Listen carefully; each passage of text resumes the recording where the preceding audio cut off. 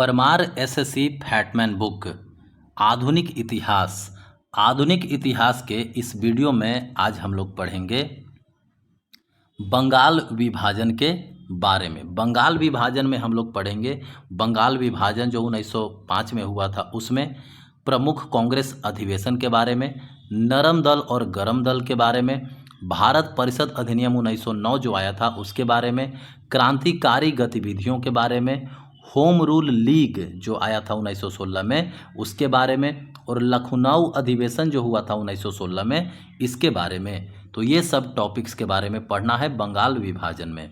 तो चलिए शुरू करते हैं। तो ये है बंगाल विभाजन।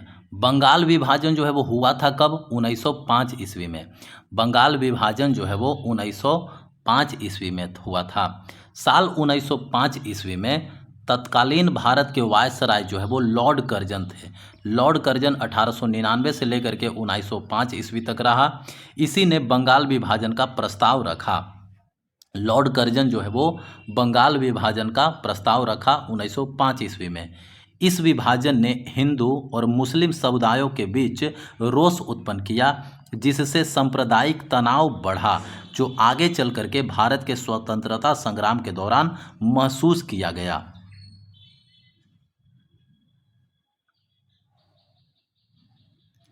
लॉर्ड कर्जन की क्रांतिकारी नीतियां।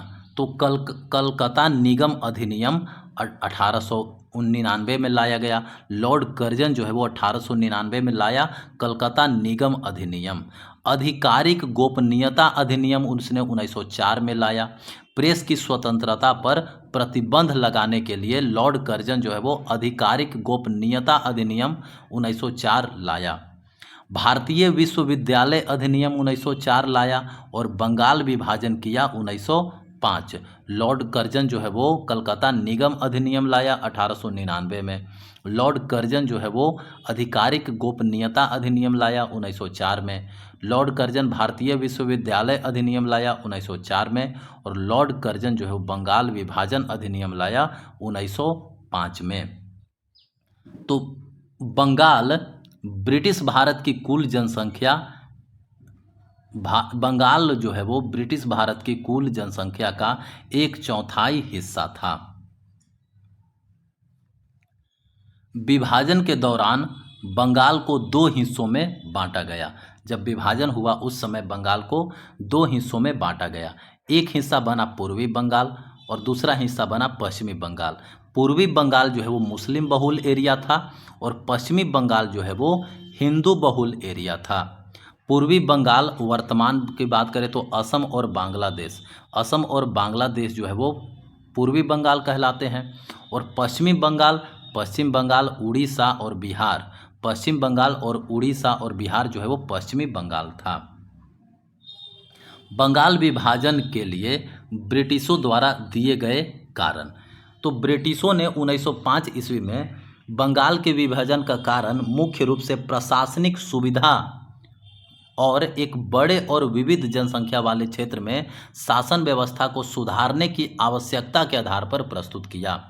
ब्रिटिशों ने कहा कि हम प्रशासनिक सुविधा के लिए बंगाल का विभाजन कर रहे हैं, क्योंकि बंगाल जो है वो बहुत बड़ा है और इसका प्रशासन जो है वो चल नहीं रहा है, तो इसलिए इसको हम 2 भागों में बांट देते हैं। लेकिन असल में क्या कारण था? तो बंगाल के विभाजन का मेन कारण जो था बंगाल को कमज़ोर कर देना, जो राष्ट्रीय आंदोलनों का मुख्य केंद्र था।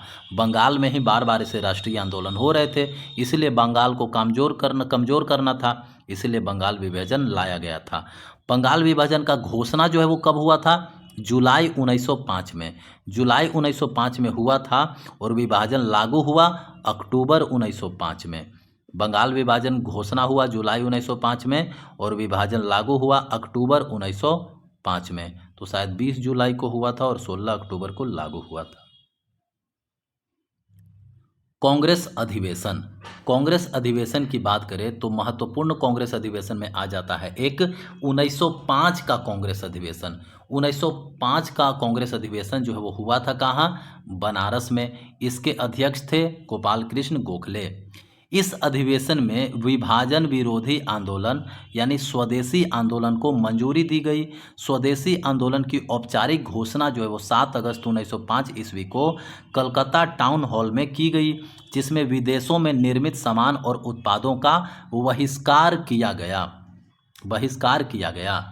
तो बनारस अधिवेशन 1905 में जो हुआ, इसके अध्यक्ष कौन थे? गोपाल कृष्ण गोखले। 1905 का जो अधिवेशन हुआ, इसी में स्वदेशी आंदोलन को शुरुआत किया गया।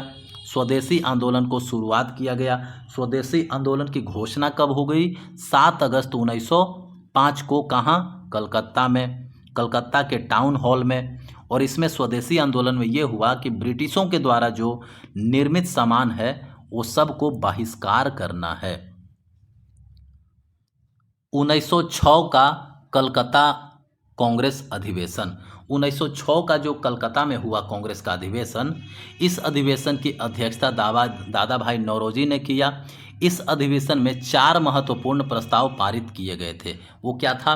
स्वराज के लक्ष्य के रूप में अपनाया गया। स्वराज को लक्ष्य के रूप में अपनाया गया कि हम लोग को स्वराज हासिल करना है।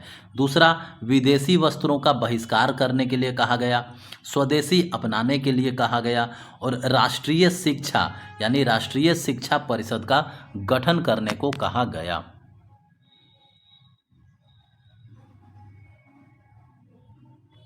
1907 का सूरत अधिवेशन, 1907 का जो सूरत अधिवेशन था उसके अध्यक्ष कौन थे? रास बिहारी घोष। इस अधिवेशन में नरम दल और गरम दल जो है वो 2 भागों में बट गया था। ये विभाजन जो है वो क्यों हुआ था? तो सूरत अधिवेशन में विभाजन क्यों हुआ था? तो बंगाल विभाजन ही कांग्रेस के विभाजन का मुख्य कार्य का था। गरम दल चाहता था कि यह आंदोलन जो है वो पूरे देश में जन संघर्ष बने, जबकि नरम दल अभी भी ब्रिटिश प्रशासन पर विश्वास रखता था। गरम दल जो है वो क्या चाहता था कि ये आंदोलन, स्वदेशी आंदोलन जो है वो पूरे देश में जन संघर्ष बने, लेकिन नरम दल जो था वो अभी भी ब्रिटिश प्रशासन में ही विश्वास रख रहा था और इसे केवल बंगाल तक सीमित रखते हुए सिर्फ विदेशी वस्त्रों का बहिष्कार करना चाहता था। तो इसी से गरम दल और नरम दल जो है वो बट गया। ब्रिटिशों ने कांग्रेस के भीतर गाजर और छड़ी नीति अपनाई। ब्रिटिशों ने कांग्रेस के भीतर कौन सा? कैरोट एंड स्टिक मॉडल अपनाया।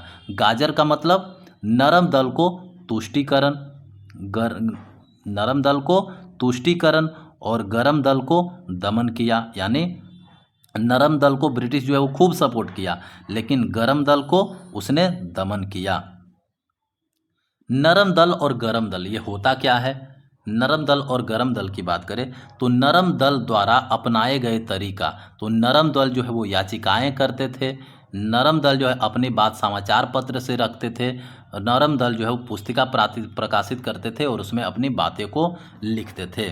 नरम दल को मॉडरेट्स कहा जाता था। नरम दल में कौन कौन नेता थे?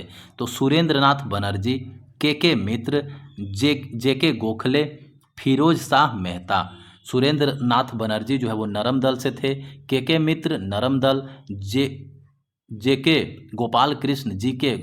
गोपाल कृष्ण गोखले नरम दल से थे, फिरोज शाह मेहता जो है वो नरम दल से थे। वंदे मातरम पत्रिका जो है वो बिपिन चंद्र पाल के द्वारा लिखा गया है। वंदे मातरम पत्रिका बिपिन चंद्र पाल के द्वारा लिखा गया है। अब बात करते हैं गरम दल की बात करें तो गरम दल के कौन कौन नेता थे? लाला लाजपत राय जो है वो गरम दल के नेता थे। बाल गंगाधर तिलक गरम दल के नेता थे। बिपिन चंद्र पाल भी गरम दल के नेता थे। अरविंदो घोष जो है वो गरम दल के नेता थे। तो बाल, पाल और लाल, बाल पाल लाल किनको बोला जाता है? तो बाल मतलब बाल गंगाधर तिलक, पाल मतलब बिपिन चंद्र पाल और लाल मतलब लाला लाजपत राय। ये सब जो है वो गरम दल के नेता थे और अरविंदो घोष गरम दल के नेता थे। गरम दल अपनाए गए तरीका, गरम दल के द्वारा कुछ तरीका अपनाया गया था। वो क्या था?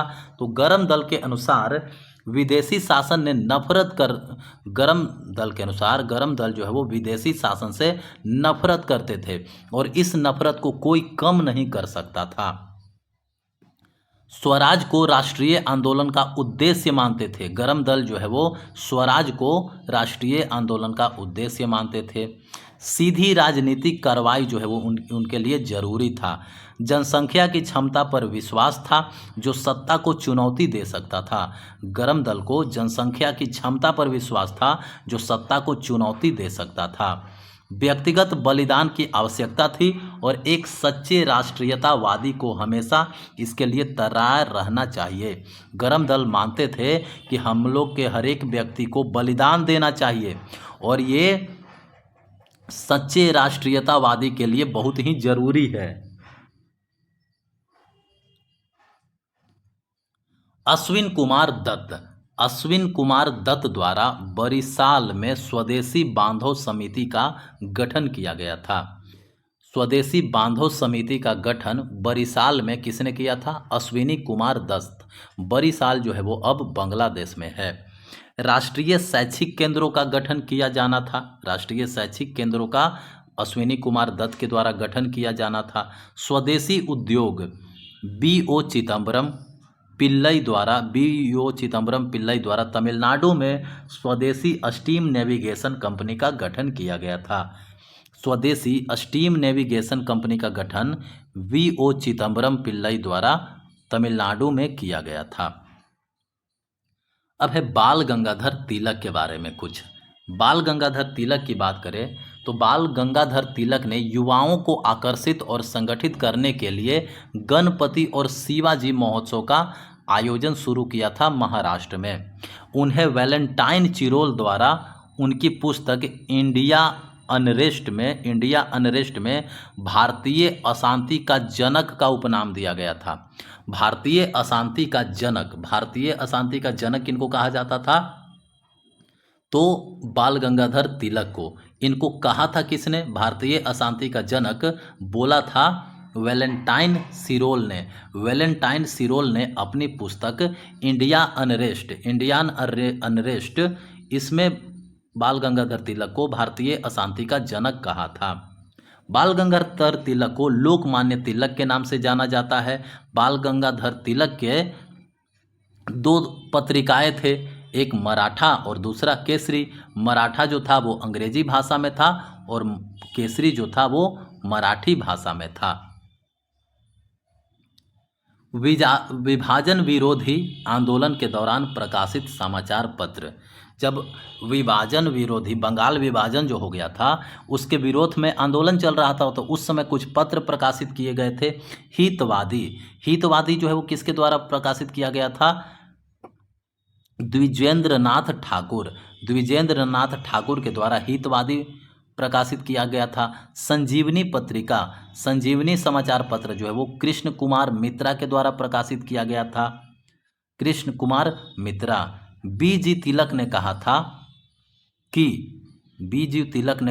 बाल गंगाधर तिलक ने कहा था कि स्वतंत्रता मेरा जन्मसिद्ध अधिकार है और मैं इसे लेकर के रहूँगा। गंगाधर तिलक ने कहा था कि स्वतंत्रता मेरा जन्मसिद्ध अधिकार है और मैं इसे लेकर के रहूँगा। बंगाली पत्रिका जो किसके द्वारा? सुरेंद्रनाथ बनर्जी के द्वारा लाया गया था। तो हितवादी पत्रिका द्विजेंद्र नाथ ठाकुर, संजीवनी पत्रिका कृष्ण कुमार मित्रा, बंगाली सुरेंद्रनाथ बनर्जी के द्वारा। अब है अवनींद्रनाथ टैगोर के बारे में। अमरिंद्रनाथ टैगोर की बात करें तो उन्होंने 1905 ईस्वी में भारत माता का चित्र बनाया। भारत माता का चित्र किसने बनाया? अवनींद्रनाथ टैगोर ने 1905 ईस्वी में। यह चित्र भारतीय स्वतंत्रता संग्राम के दौरान राष्ट्रीयता का प्रतीक था। अवनींद्र टैगोर 1907 ईस्वी में भारतीय ओरिएंटल आर्ट स्कूल के प्रमुख कलाकार थे। एकता को प्रदर्शित करने का कुछ उपाय था, जैसे लोगों ने एकता का प्रतीक दिखाने के लिए एक दूसरे को राखी बांधी। एकता की प्रतीक दिखाने के लिए एक दूसरे को राखी बांधी। रविंद्रनाथ ठाकुर ने एक गीत लिखा अमार सोनार बांग्ला जो अब बांग्लादेश का राष्ट्रीय संगीत है। स्वदेशी गीतांजलि स्वदेश गीतांजलि सुब्रमण्यम भारती के द्वारा लिखा गया। सुब्रमण्यम भारती के द्वारा स्वदेश गीतांजलि लिखा गया। लोगों ने वंदे मातरम जो कि राष्ट्रीय गीत था ये गाया था, हालांकि सरकार ने इसे प्रतिबंधित कर दिया। तो एकता को प्रदर्शित करने के लिए क्या क्या उपाय किए गए, तो एक दूसरे को लोग राखी बांधे, अमार सोनार बांग्ला गीत लिखा गया, स्वदेशी गीतांजलि लिखा गया और वंदे मातरम गाया गया। अमार सोनार बांग्ला जो है वो रविंद्रनाथ ठाकुर ने लिखा था। सुब्रमण्यम भारती ने क्या लिखा था, स्वदेश गीतांजलि, और वंदे मातरम जो कि राष्ट्रीय गीत है हमारा।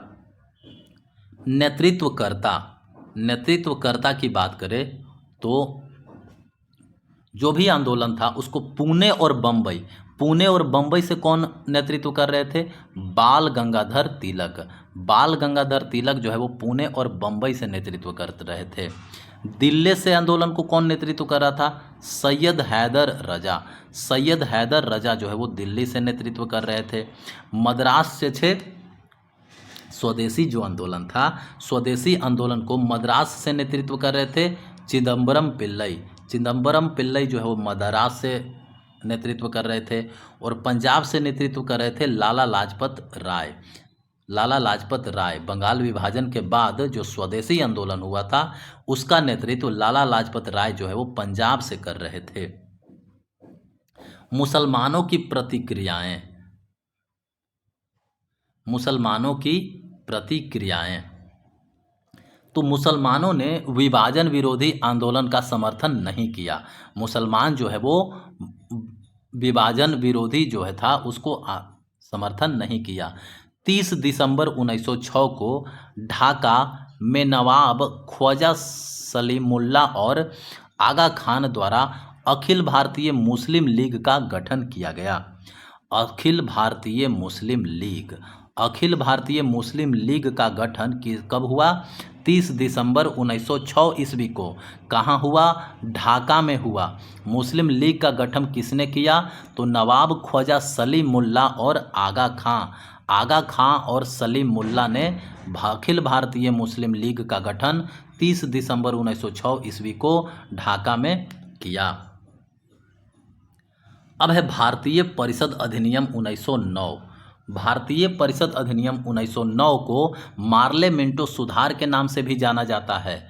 लॉर्ड मार्ले जो है उस समय राज्य सचिव थे और लॉर्ड मिंटो जो है वो वायसराय थे। तो राज्य सचिव कौन थे, लॉर्ड मार्ले, और वायसराय कौन थे, वायसराय थे लॉर्ड मिंटो। मुसलमानों के लिए एक अलग निर्वाचक मंडल का प्रावधान लॉर्ड मिंटो द्वारा लाया गया था। उन्हें सांप्रदायिक निर्वाचक मंडल का पिता कहा जाता है। सांप्रदायिक निर्वाचक मंडल का पिता किसे कहा जाता है, लॉर्ड मिंटो को कहा जाता है। वायसराय के कार्यकारी परिषद में एक भारतीय सदस्य जोड़ा गया था। वायसराय का जो कार्यकारी परिषद था उसमें एक भारतीय सदस्य को जोड़ा गया था। इसमें पहले भारतीय सदस्य जो है वो सत्येंद्र प्रसाद सिन्हा हुए थे। 1909 अधिनियम के तहत वायसराय के कार्यकारी परिषद में एक भारतीय को जोड़ा जाना था और वो भारतीय को जोड़ा गया था सत्येंद्र प्रसाद सिन्हा को। विभाजन का निरस्तीकरण, विभाजन खत्म हुआ तो 1911 ईस्वी में लॉर्ड हार्डिंग द्वितीय ने किंग जॉर्ज पंचम के राज्याभिषेक के लिए तीसरा दिल्ली दरबार का आयोजन किया। 1911 ईस्वी में क्या हुआ कि लॉर्ड हार्डिंग द्वितीय ने किंग जॉर्ज पंचम के राज्याभिषेक के लिए तीसरा दिल्ली दरबार जो है वो आयोजन किया। 1911 में ही राजधानी को कोलकाता से हटा करके दिल्ली ले गया था। दिल्ली दरबार जो है वो 3 बार आयोजित हुए हैं। एक बार 1887 में 1877 में दिल्ली दरबार लगा, दूसरा 1903 में दिल्ली दरबार लगा, तीसरा 1911 में दिल्ली दरबार लगा। दिल्ली दरबार 3 बार, एक बार 1877 में, एक बार 1903 में और एक बार 1911 ईस्वी में हुआ। 1911 ईस्वी में किंग जॉर्ज पंचम ने दिल्ली दरबार के दौरान बंगाल को पुनः एकीकरण की घोषणा किया। जॉर्ज पंचम ने बोला कि बंगाल को वापस एक कर दो। कब? 1911 में।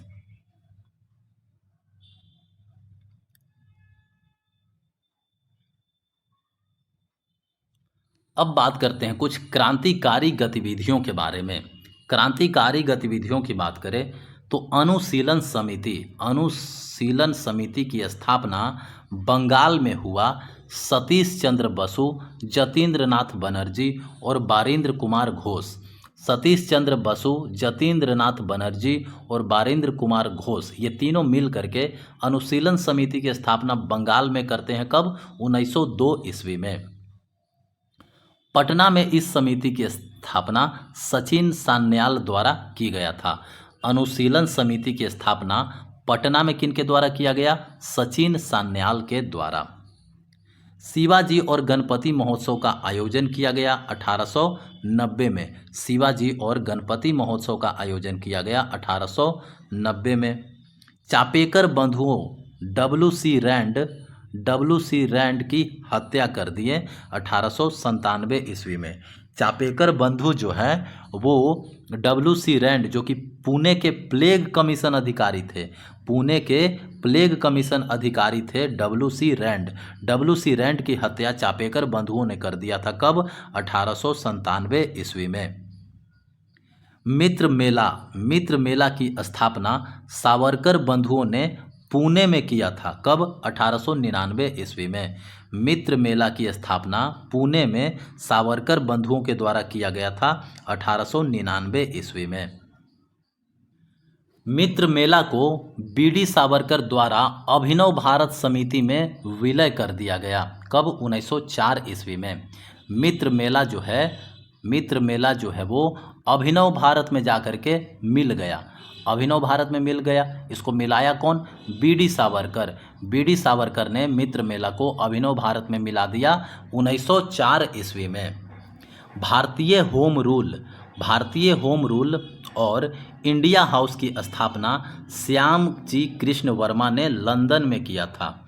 भारतीय होम रूल और इंडिया हाउस की स्थापना श्यामजी कृष्ण वर्मा ने 1905 ईस्वी में किया था। इंडिया हाउस की स्थापना कहाँ हुई थी? लंदन में। इंडिया हाउस ने एक पत्रिका चलाया था the Indian sociologist. The India house ने एक पत्रिका चलाया था इंडियन सोशियोलॉजिस्ट। 1907 में क्या हुआ? तो 1907 में हुआ मैडम भीकाजी कामा जो है वो विदेश में भारतीय ध्वज फहराने वाली पहली भारतीय महिला बनी। स्टेट गार्ड जर्मनी में उन्होंने वंदे मातरम नामक पत्रिका का प्रकाशन किया। मैडम भीकाजी कामा जो थे वो वंदे मातरम पत्रिका जो है वो प्रकाशित किए। मैडम भीकाजी कामा द्वारा फहराया गया झंडा ब्रिटिश भारत में इंदुलाल याग्निक द्वारा तस्करी से लाया गया था। तो 1907 ईस्वी में मैडम भीकाजी कामा जो हैं वो विदेश में झंडा फहराए थे। कहाँ? जर्मनी के स्टेट गार्ड में और गाना भी गाए थे। क्या? वंदे मातरम। मैडम भीकाजी कामा जो झंडा फहराई थी उसको लाने का काम इंदुलाल याग्निक ने किया था, एक तरह से तस्करी के रूप में। अलीपुर बम षड्यंत्र या मानिक टोल बम षड्यंत्र।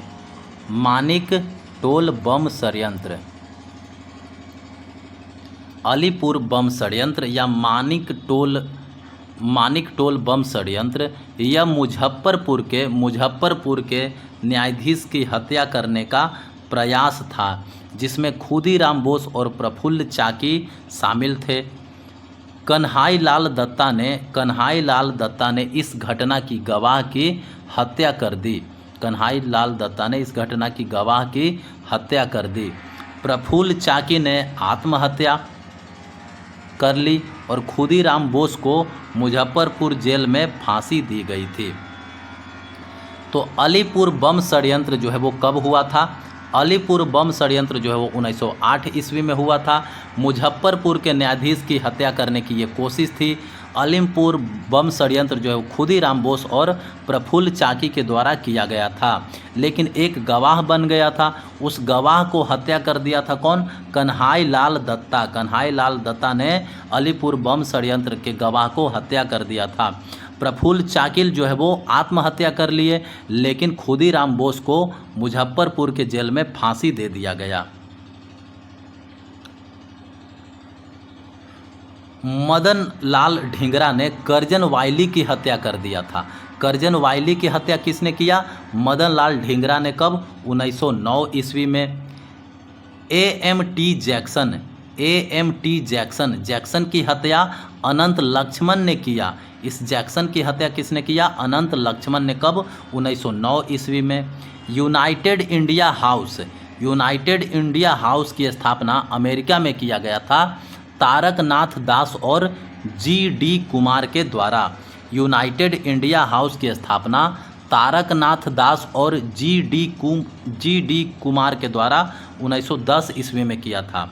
गदर पार्टी की स्थापना सैन फ्रांसिस्को में हुआ था। लाला हरदयाल, सोहन सिंह भाकना, बरकतुल्ला, प्रेमानंद और करतार सिंह के द्वारा गद्दर पार्टी की स्थापना जो है वो 1913 ईस्वी में हुआ था सैन फ्रांसिस्को में। लाला हरदयाल, सोहन सिंह भाकना, बरकतुल्ला, प्रेमानंद और करतार सिंह, इन लोगों ने मिलकर के गद्दर पार्टी की स्थापना किया था।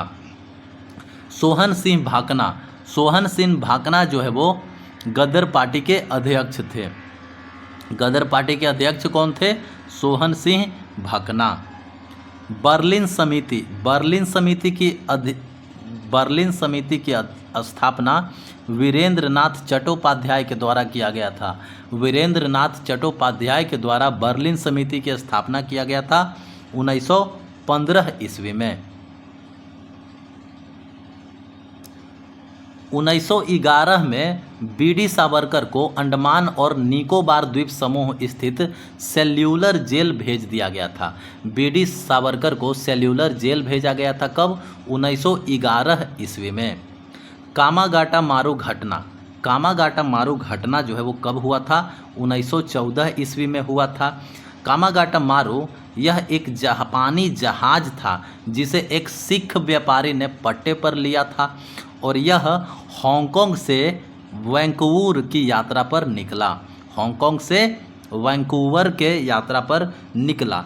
इस घटना में 376 भारतीय यात्री जो है वो मुख्य रूप से सिख शामिल थे, जिन्हें कनाडा में भेदभावपूर्ण आवरण जन कानूनों के कारण प्रवेश से मना कर दिया गया। उन्हें भारत वापस लौटने के लिए मजबूर किया गया। वहाँ उन्होंने और भी उत्पीड़न का सामना किया, जिसने नस्लीय भेदभाव और उपनिवेशी शोषण के खिलाफ संघर्ष को उजागर किया। भारत रक्षा अधिनियम 1915। यह अधिनियम ब्रिटिश सरकार द्वारा भारत में प्रथम विश्व युद्ध के दौरान विशेष रूप से राष्ट्रवादी और क्रांतिकारी गतिविधियों को सीमित करने के लक्ष्य के साथ लाया था। राष्ट्रवादी और क्रांतिकारी गतिविधियों को सीमित करने के लिए भारतीय रक्षा अधिनियम 1915 लाया गया था प्रथम विश्व युद्ध के दौरान। इस अधिनियम को बाद में रॉलेट एक्ट नाम एक अस्थायी अधिनियम द्वारा प्रतिस्थापित कर दिया गया। भारतीय रक्षा अधिनियम को ही आगे चल के रॉलेट एक्ट नाम दिया गया। प्रथम विश्व युद्ध की बात करें तो 1914 ईस्वी में प्रथम विश्व युद्ध जो है वो शुरू हुआ था। यह युद्ध केंद्रीय शक्तियों और मित्र राष्ट्रों के बीच लड़ा गया था। केंद्रीय शक्ति और मित्र राष्ट्रों के बीच में। प्रथम विश्व युद्ध के मित्र राष्ट्र जिन्होंने युद्ध जीत लिया, तो मित्र राष्ट्र की बात करें तो Belgium, France, great Britain, Italy, Japan, रूस और संयुक्त राज्य अमेरिका थे। मित्र राष्ट्र कौन थे? Belgium, France, great Britain, Italy, Japan, रूस और संयुक्त राज्य अमेरिका। केंद्रीय शक्ति में कौन था? तो Austria Hungary, Bulgaria, Germany, Ottoman साम्राज्य। केंद्रीय शक्तियों में था ऑस्ट्रिया हंगरी, बुल्गारिया, जर्मनी और ऑटोमन साम्राज्य जो तुर्की में था।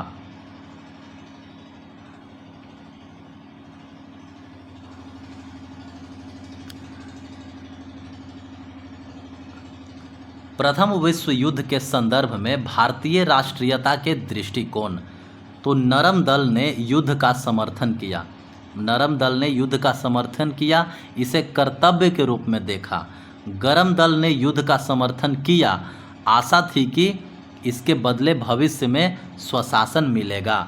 तो अंग्रेजों के तरफ से नरम दल और गरम दल दोनों सपोर्ट किए, लेकिन दोनों का सोच अलग था। नरम दल अपना कर्तव्य समझे, लेकिन गरम दल जो है वो उनको आशा था कि हमको बाद में कुछ स्वशासन करने मिलेगा मौका।